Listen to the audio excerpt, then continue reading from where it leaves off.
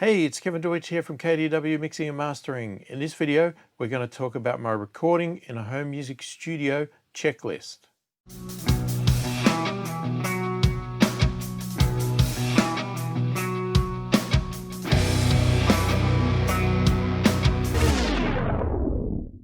So firstly, if you are new to my channel or new to my videos and you like what you see, please click the thumbs up, subscribe to the channel, click the notification bell to be notified of all my future videos.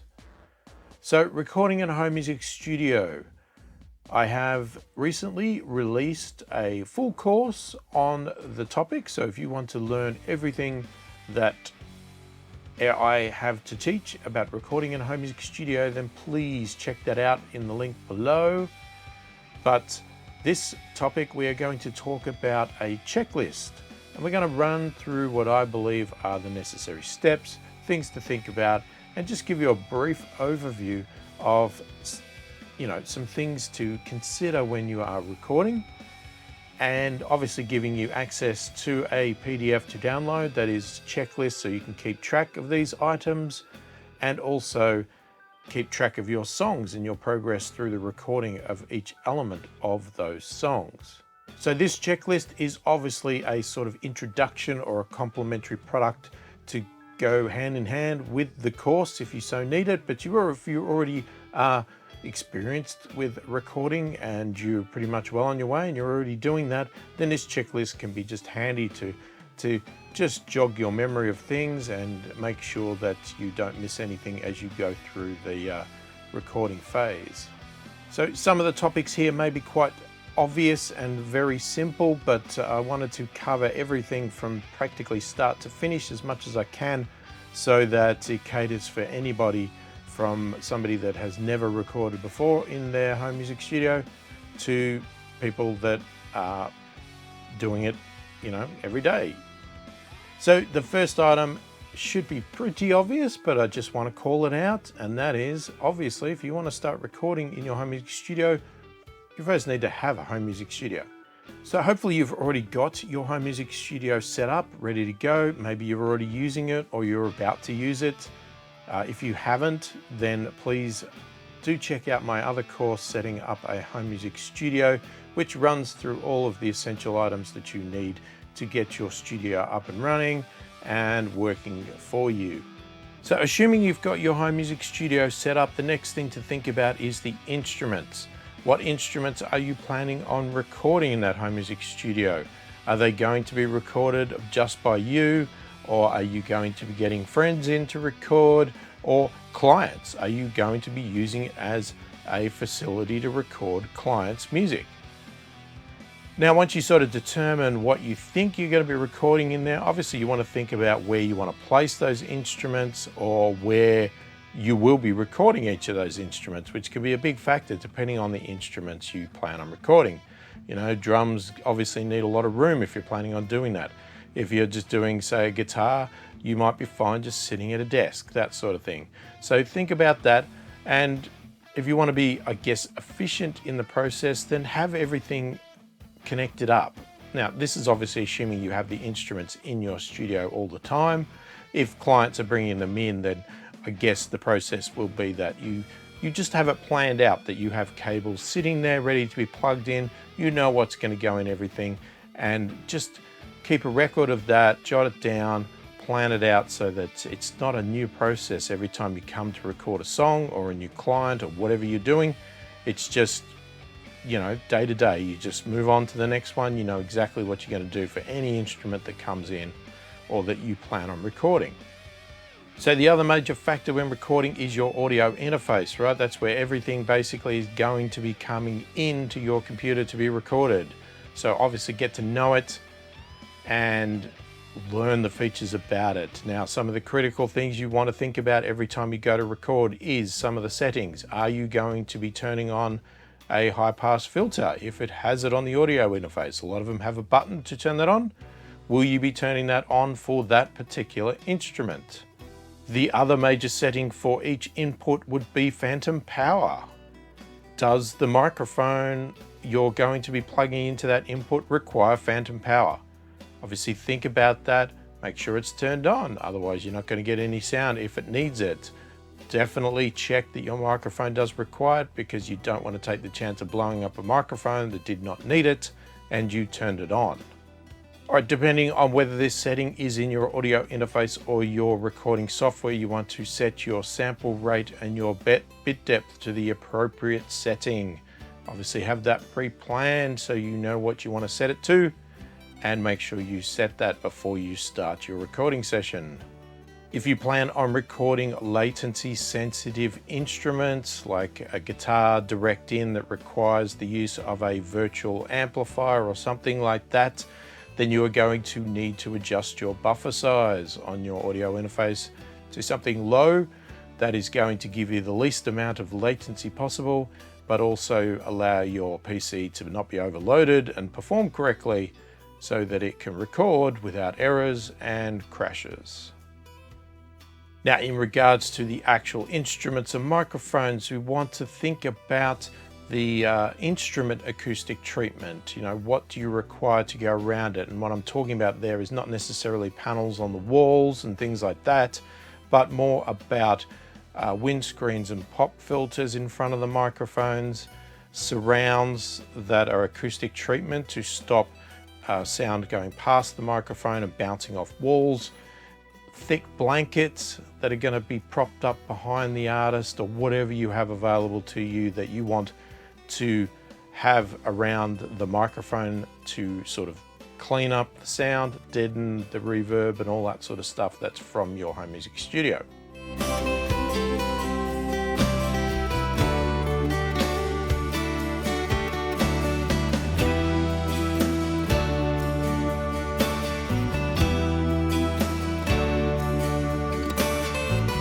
So once you've got all that planned out, the next step is obviously get into your recording software and set up your project or your song or your session, whatever name you use for it or whatever your software refers to it as.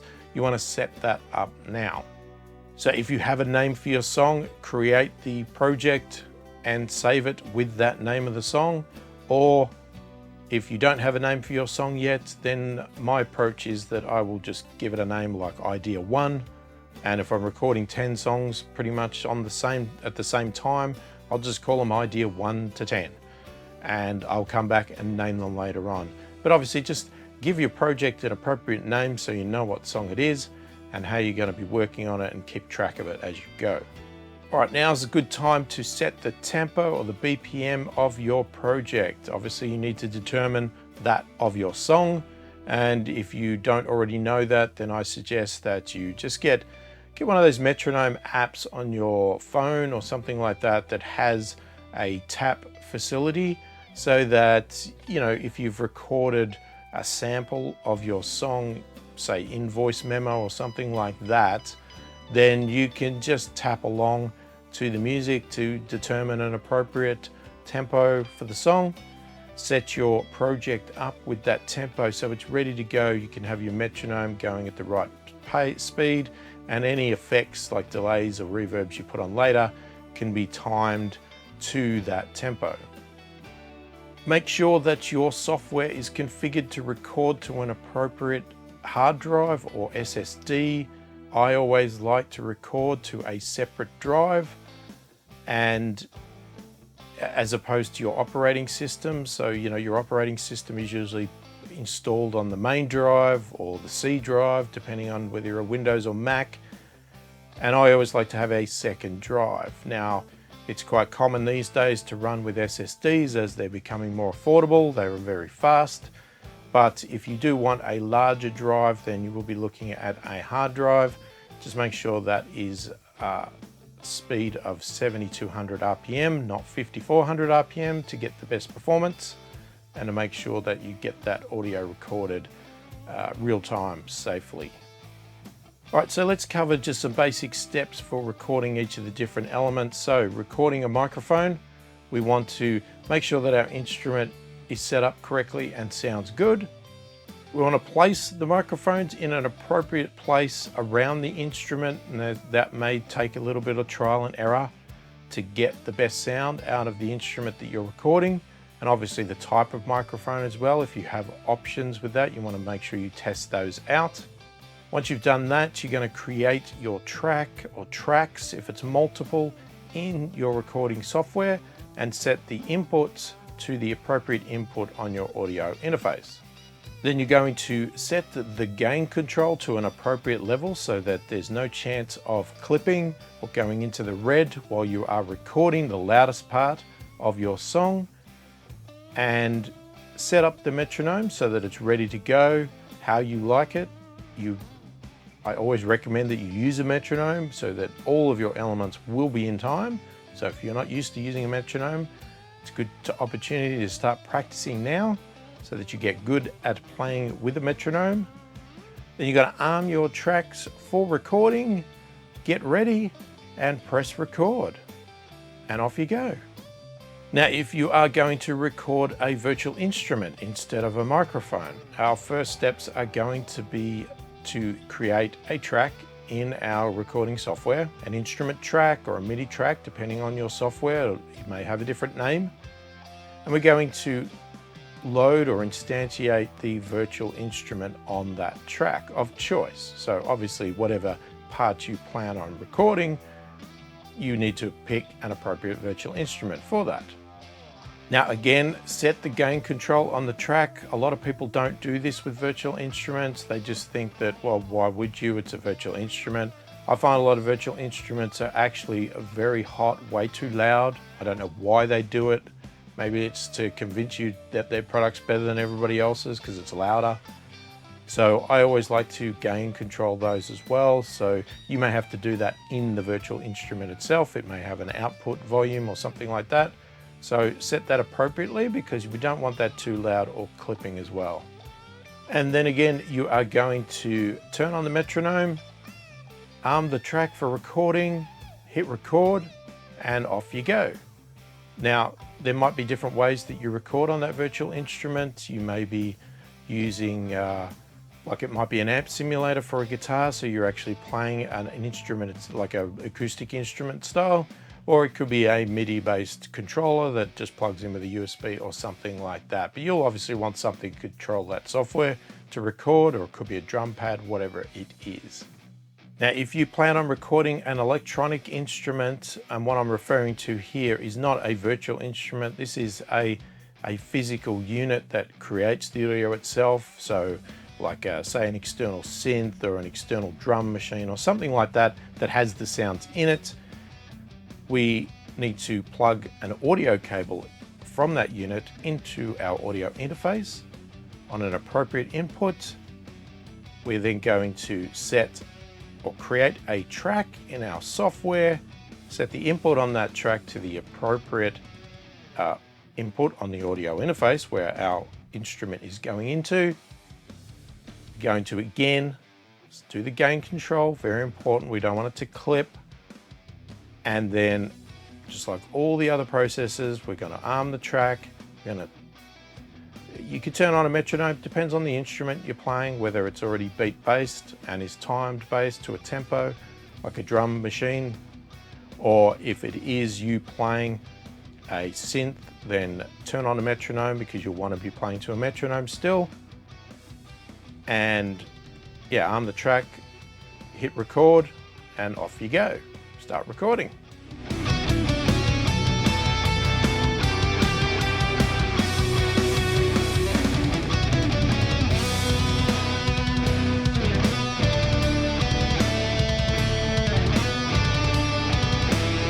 Now, another item I like to consider when I am creating my songs is samples. Right? Sometimes you will be looking for something to add a little bit of spice, a little bit of interest, an effect or something like that. And it's not generated by an instrument, it's generated by, a pre-recorded element that you can find online. So, look through your catalog that's already in your software, find the sample that you want, or go and Google what you're looking for. Hopefully you'll find a free one. Make sure you don't break anybody's copyright. Make sure it is legitimately free for use before you take it. We don't want to breach any copyrights at all.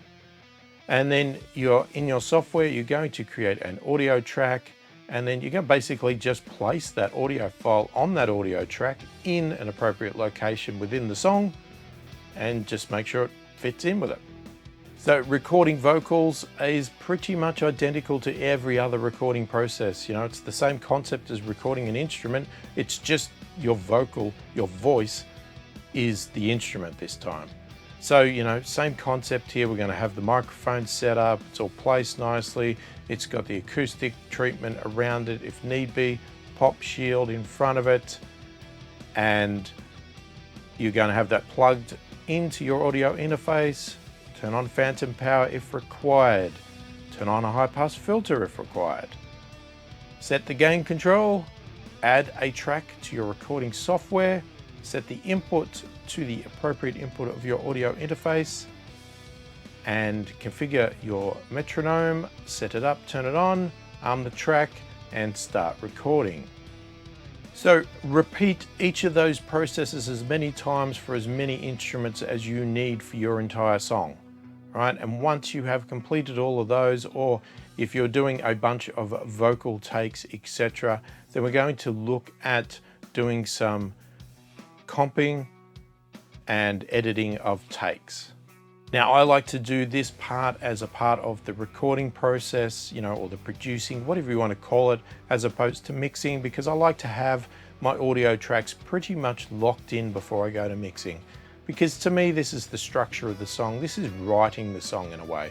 So comping is basically taking numerous recordings or takes of, we'll say a vocal. It can be instrument as well, but we'll just use vocal as an example, and cutting it up into small bits, and then picking the best take of each of those little bits, and then stitching all of those best takes together to create one audio file from start of the song to the end of the song that is basically your perfect take, or your best, the best you can. I mean, there's no such thing as perfect, but as close to perfect as you are happy with. Then once we've done all of that, so we've got all of our parts recorded, we've got all of our song basically ready to go, we're happy with it. I mean, it's not mixed, it's just recorded. Now I want to clean up the session.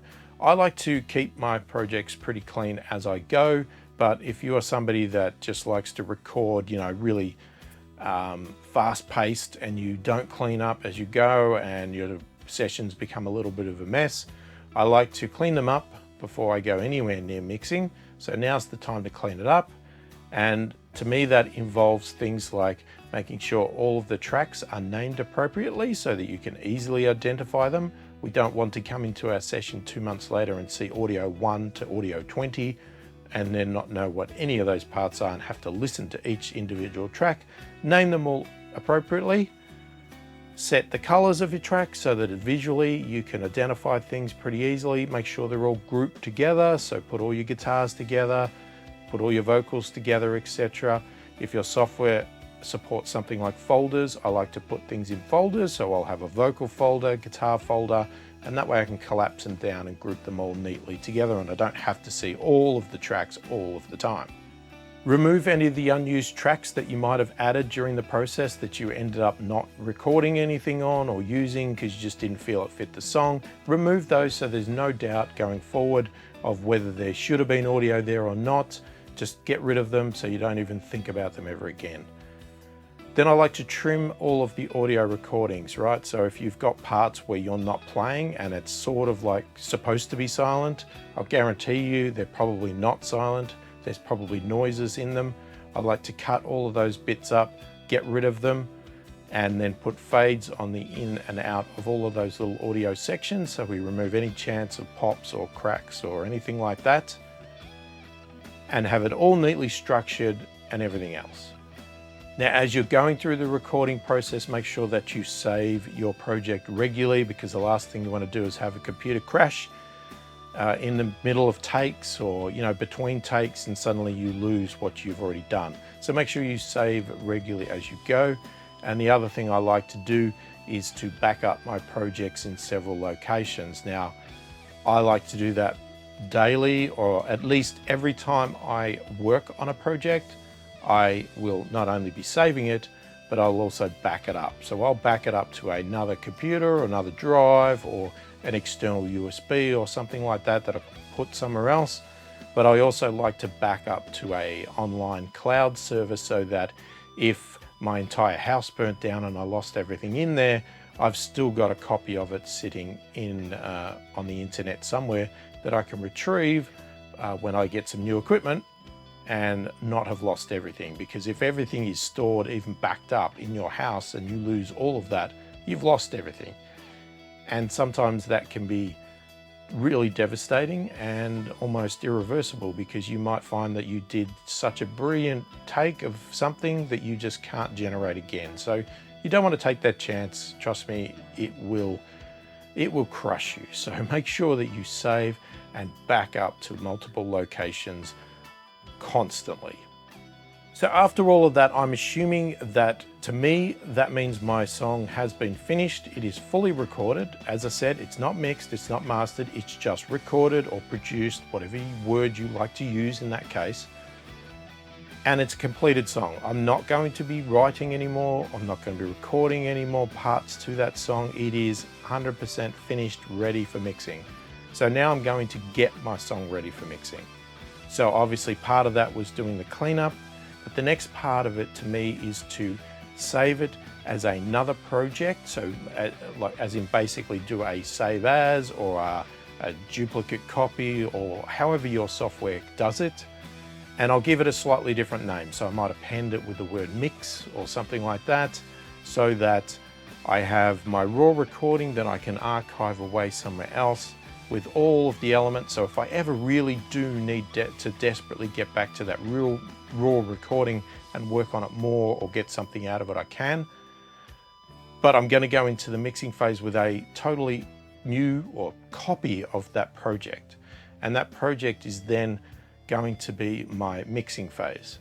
Now, what I like to do is, if I have recorded a lot of virtual instruments in my project, I will generally bounce all of those virtual instrument parts down into real audio files. And then I'll bring them back into the mix project and remove the virtual instrument tracks.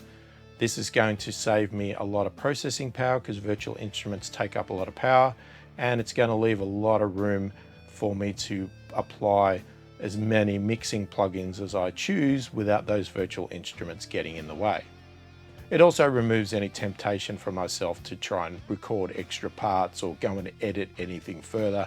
And it just makes me concentrate purely on the mix and not think about recording anymore with that project.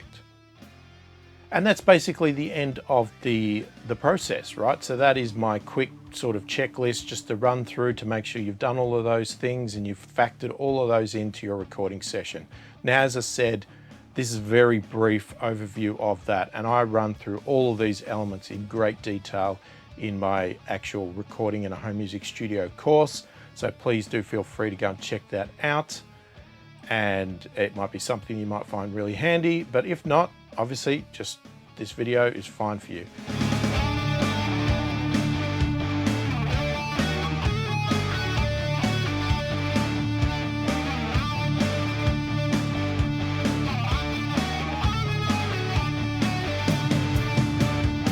So in the back of the PDF, after what I've talked about here, I also have another section called the song checklist. So this is something that you can print off over and over again and have a copy for each song, and it allows you to manage your songs and tick items off as you have recorded it. I'm someone that generally will like to, I can sometimes record anything from 1 to 10 songs at the same time, just depends on my mood, what I want to do. And for me to keep track of that, the easiest way is to have something like this song checklist, where I can have the song name above on the sheet written down, and I can be ticking each element off, so that when I come back into my studio to record, I can quickly grab that sheet with the song on it and go, oh, okay, I still need to record the guitar in the chorus, or whatever it is, but I can keep track of that. So that checklist I've put in the back of the PDF to use that and print it off for every song going forward in your future, if you feel that this will help you keep track of it, because it definitely helps me, and not only just to keep track, but it motivates me because I can sit down and think about it in small parts, right? Now, if I walk into my recording studio and I think I've got to record an entire song, that can be extremely overwhelming. But if I walk into my recording studio and I look at a sheet and I go, okay, I'm going to record the guitar for verse 1. My brain can handle that. It doesn't overwhelm me. I just know that I'm going to do that small part, I'm going to tick it off, and then I can think about whether I want to move on to the next part or I want to just stop for the day.